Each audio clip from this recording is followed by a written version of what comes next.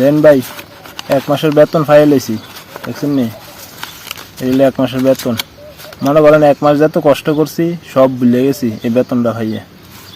তো আমরা তো মনে করেন বাইরে প্রতি মাসে 1 লাখ টাকা আমি থেকে লাখ লাখ টাকার মালিক।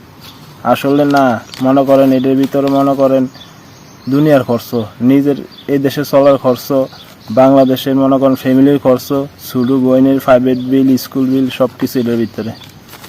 মনে করেন যে সময় আব্বা আসিল সে সময়কালা আমার উপরে চাপটা কম আসিল।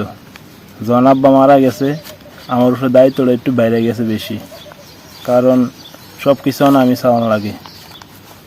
একটা ফ্যামিলির ভিতরে বাপ না থাকলে হ্যাঁ বুঝে কতটা কষ্ট আর এই সংসারে হালের কি অবস্থা। ভাই শুধু আমি না, প্রত্যেকটা প্রবাসী বেতনটা পাইলে অনেক খুশিও, সব কষ্ট ভুলে যায় গিয়ে বেতনটা পাওয়ার পরে।